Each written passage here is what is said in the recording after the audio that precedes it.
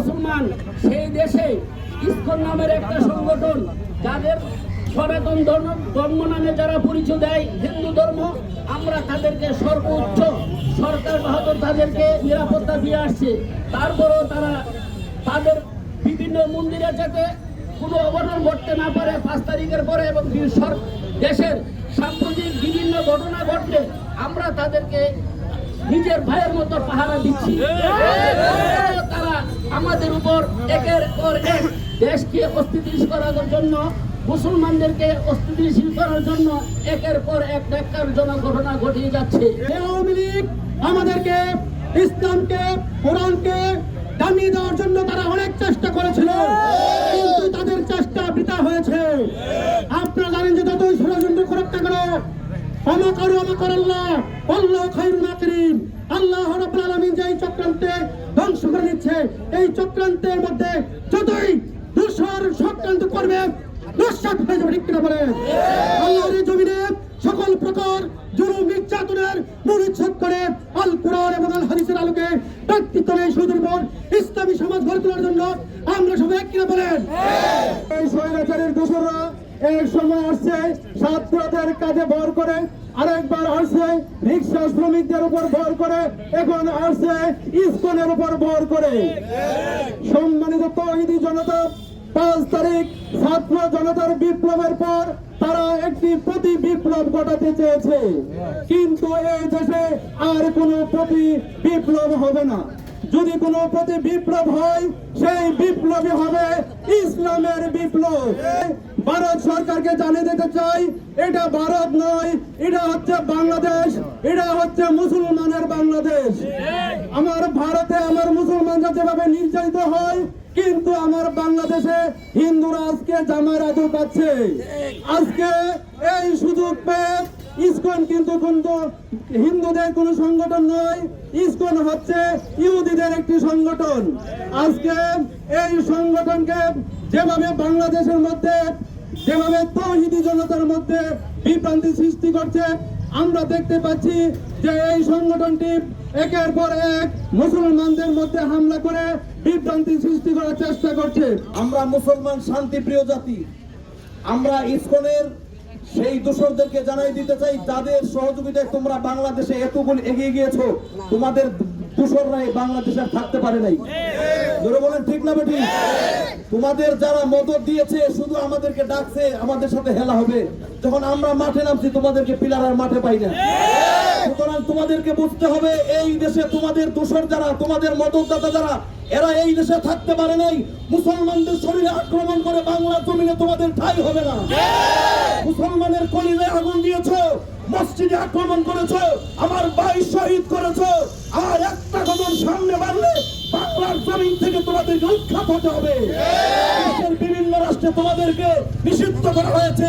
অন্তর্বর্তীকালীন সরকারের কাছে জানাই, এই ইসকনকে বাংলাদেশে বন্ধ করতে হবে। বাংলাদেশে নেই ইসকন ফেরাউন যদি গৌর গোবিন্দের বেঁচে আছে, হযরত শাহজালালের এই ভূমিতে মুসলিমরাও আবার তলোয়ার নিয়ে ফিরে আসবে। আমরা চাই অবিলম্বে এই জঙ্গি ইসকন সংগঠনকে সরকারিভাবে বাংলাদেশ থেকে অবিলম্বে নিষিদ্ধের ঘোষণা দেওয়া হোক। আমরা যারা মুসলমান যারা আছি সবাই আমরা ঐক্যবদ্ধ, ঠিক কি? আমরা ইসকনের বিরুদ্ধে সর্বোচ্চ ব্যবস্থা নেব।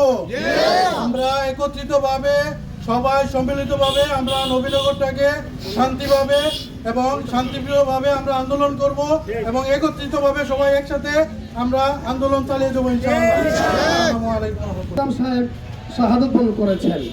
সাইফুল ইসলামের অর্থটা কি আমরা একটু জেনে নিয়ে আমল করার চেষ্টা করব। সাইফুল মানে তলোয়ার, আর ইসলাম মানে ইসলামের তলোয়ার। একটা ইসলামের তলোয়ার শাহাদত বরণ করে আমাদেরকে ইঙ্গিত করেছেন, যদি যথাযথ কোনো বিচার না হয়, তাহলে প্রয়োজনে যেগুলো সত্যের বিরুদ্ধে ইসলামের জন্য আমরা ঝাঁপিয়ে পড়বো ইনশাআল্লাহ। বিবাতি হইতবাতি জ্বলবে না, তাই বলে কি ধ্রুব মন বসে থাকলে চলবে না।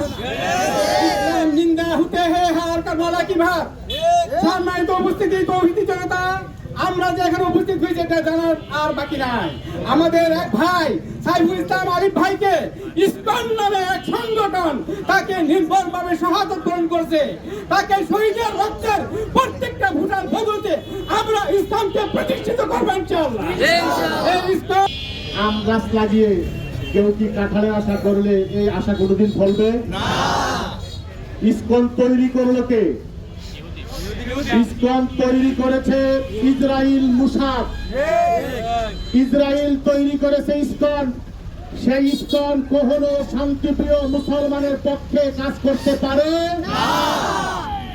সুতরাং ইসরাইল তাদেরকে তৈরি করেছেই মুসলমানদের বিরুদ্ধে বিশুদ্ধারের জন্য, মুসলমানদের ঈমান আকীদার মধ্যে আঘাত করার জন্য, মুসলমানদের বিরুদ্ধে বিভিন্ন ধরনের অপপ্রচার চালানোর জন্য। আমি হিন্দুদের বলতে চাই, হিন্দু ভাইদের বিরুদ্ধে আমাদের আন্দোলন না, আমাদের আন্দোলন হলো সন্ত্রাসী সংগঠন ইসকনের বিরুদ্ধে। সুতরাং বাংলাদেশের জেএমবি ছিল মুসলমানদেরই একটা দল। এই দেশের মানুষ জেএমবি কে সমর্থন করে নাই। জেএমবি বাংলা ভাই, তারপর শায়েখ রহমানকে এই দেশে ফাঁসি দেওয়া হয়েছে। বাংলাদেশের মানুষ আলহামদুলিল্লাহ বলেছে, আন্দোলন তাদের পক্ষে করে নাই।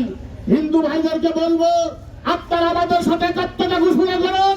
আমরা হিন্দুদের বিরুদ্ধে আন্দোলন করছি না, আমরা জেএমবির মতো হিন্দুদের একটা সংগঠন ইসকন সন্ত্রাসীদের বিরুদ্ধে আন্দোলন করছি। তাদেরকে নিষিদ্ধ করার জন্য নতুন করে আমাদের বলতে হবে না। আমি সরকারকে বলতে চাই, আপনাদের গোয়েন্দা ফিরিস্তিতে ইসকনের বহু ফিরিস্তি লেখা আছে, আপনারা খোঁজ করলেই পাবেন তারা কি করে, তারা কি ধরনের কাজ করে। তারা মুসলমানদেরকে ধর্মান্তরিত করা থেকে শুরু করে এখানে কোনো কাজ নাই মুসলমানদের বিরুদ্ধে তারা করে না। সুতরাং তাদেরকে এই সমস্ত ফিরিস্তি দেখে অবশ্যই তাদেরকে নিষিদ্ধ করতে হবে। যদি নিষিদ্ধ না করেন, এই বাংলাদেশের মুসলমান, আপনি বুঝতে হবে বাংলাদেশের মুসলমান এক হতে জানে। সুতরাং আমরা আমাদের কলমার স্বার্থে, আমাদের কোরআনের স্বার্থে, আমাদের ধর্মের স্বার্থে আমাদের এখানে কোনো ভেদাভেদ থাকতে পারে না। কথা বলে ঠিক কিনা? মুসলমান ভাইয়ের একবার খেয়াল করে দেখেন, আজকে ফিলিস্তিনের মুসলমানদেরকে মারা হচ্ছে, সেখানে কে সুন্নি আর কে শিয়া সেটা ভাগ করে মারা হচ্ছে না। সেখানে মুসলমান নাম করে তারা সবাইকে মারা হচ্ছে। গুজরাটে কে মাযহাবি আর কে লামাযহাবি সে হিসাব করে গুজরাটের রায়তে মুসলমান মারা হয় নাই, মুসলমান হলে মারা হয়েছে। আজকে ইসকনকে দিয়ে বাংলাদেশে ভারত চাচ্ছে ধর্মীয় দাঙ্গা লাগাতে। ধর্মীয় দাঙ্গা বাংলাদেশে লাগিয়ে আমার টুপি চুপকান, আমার টুপি লম্বা, আমি আলিয়াতে পড়ি না, কলেজে পড়ি না, কওমিতে পড়ি, সেই প্রশ্নে কিন্তু আক্রমণ আসবে না। ভারত যদি আগ্রাসন করে সমস্ত মুসলমানের বিরুদ্ধে আগ্রাসন করবে, আমরা সব কিছু বলে গিয়ে এক স্লোগান দিতে চাই, বাংলাদেশের স্বাধীনতা সার্বভৌমত্ব যদি চোখ রাঙ্গে, এই চোখ তুলে ফেলা হবে। বন্ধুরা আমার, আমি একটা কথা শুধু বলতে চাই যে আমরা মুসলমান, আমাদের কাছে অন্য ধর্মাবলম্বী যারা তারা নিরাপদ। বলেন ইসকন সন্ত্রাসী সংগঠন, তার প্রমাণ কি? 17 সালে জেএমবি আদালতে বোমা ফাটিয়ে তারপরে জেএমবি সংগঠন প্রকাশ হয়েছে তারা জঙ্গি। আর ইসকন সরাসরি আদালতে আক্রমণ চালিয়ে প্রমাণ করেছে তারা সন্ত্রাসী। সাইফুল ইসলাম আলিফকে হত্যা করা হয়েছে। এই রক্ত বিফলে যেতে পারে না। এই রক্তের দাবি হলো ইসকনকে বাংলাদেশ থেকে নিষিদ্ধ করা। যতক্ষণ নিষিদ্ধ না হবে আমাদের আন্দোলন চলমান থাকবে ইনশাআল্লাহ। হিন্দুরা, খ্রিস্টানরা, ইহুদিরা করেছে মুসলমানদের উপরে। এই বাংলার মাটিতে গৌর গোবিন্দ যখন দেশের মুসলমানদের উপর নির্যাতন চালিয়েছিল, জোর পূর্বকভাবে মুসলমানদের নামের আগে দিয়া জয় শ্রীরাম তারা লিখতে বাধ্য করা হয়েছিল। বর্তমানে ভারতেও মুসলমানদের উপরে নির্যাতন করে জোর করে জয় শ্রীরাম বলতে বাধ্য করা হচ্ছে। একথা মনে রাখতে হবে। গৌর গোবিন্দ যখন মুসলমানদের উপরে নির্যাতন চালিয়েছিল, শাহজালাল মুজাররদ ইয়ামানি রহমাতুল্লাহ 360 আগমনের মাধ্যমে গৌর গোবিন্দর পতন হয়েছে বাংলার মাটিতে। অতএব এই শাহজালালের মাটিতে ইসকনের ঠাঁই হবে না। শহীদ সাইফুল ইসলাম আলিফের রক্তের বিনিময়ে এই বাংলাদেশ থেকে জঙ্গি সংগঠন ইসকনকে উৎখাত করতে হবে। এই জঙ্গি সংগঠন উৎখাত করার জন্য, দেশকে মুসলমানদের পক্ষে ঐক্যবদ্ধ করার জন্য আগামীতে যত কর্মসূচি আমাদের প্রয়োজন আমরা সকল কর্মসূচিতে অংশগ্রহণ করব। বন্ধুবর মুফতি এনামুল হক কুতুবী সাহেব বলেছেন আমরা সকলেই মুসলমান, আমাদের কালমা ভিত্তিক ঐক্য হওয়া লাগবে। আমরা যদি এখানে দলাদল বিভক্ত হয়ে যাই, কাফের বেঈমানরা কোনো দেখবে না আপনি কোন দল, আপনি ওহাবি না সুন্নি না জামাতি না মাযহাবি, এটা তারা দেখবে না, তারা দেখবে আমি কালমা জানি কি জানি না। অতএব মুসলিম হিসেবে আমাদের ঐক্যবদ্ধ থাকতে হবে।